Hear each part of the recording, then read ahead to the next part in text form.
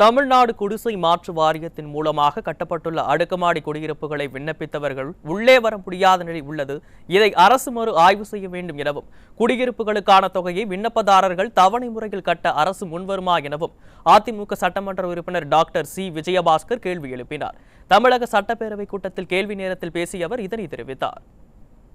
தமிழ்நாடு முழுக்க குடிசை மாற்று வாரியத்தின் மூலமாக பல்வேறு அடுக்குமாடி குடியிருப்புகள் கட்டப்பட்டு அவை இன்னும் அதில் அந்த ஆக்குபென்சி விண்ணப்பித்தவர்கள் அதில் உள்ள வர முடியாத நிலை இருக்கிறது. காரணம் என்று சொன்னால், ஏழை எளிய மக்களுக்கு வீடு என்பது ஒரு கனவாகும். தமிழ்நாட்டில் இருக்கக்கூடிய அனைவருக்குமே வீடு என்பது ஒரு கனவு என்பது அதில் மாற்று கருத்து இருக்க முடியாது. அதிலே அந்த நம்ம 1,60,000 அல்லது 2,20,000 என்று நிர்ணயிக்கின்ற பொழுது அந்த முழு தொகையும் கட்ட வேண்டும் என்று வாரியம் நிர்ணயிக்கின்றது. ஆனால் கடந்த கால அம்மாவுடைய ஆட்சியில் தவணை முறையில் அந்த தொகையை நாம் கட்டினால் போதும். ஒரு 5,000 ரூபாயை கட்டிவிட்டு அவர்கள் அந்த வீட்டுக்குள்ளே குடிவரக்கூடிய வாய்ப்பு இருந்தது.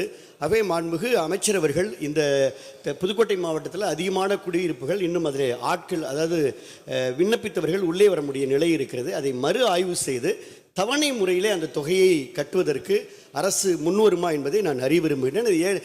வீடு கட்டப்படுகின்ற வீடுகளும் ஐடியலாக இருக்கின்றன. யாருமே இன்னும் அவர்கள் உள்ளே வராத நிலை இருக்கிறது. அது வாரியத்திற்கும் சுமையாக இருக்கிறது. மெயின்டெனன்ஸ் செலவு கூடுதலாகிறது.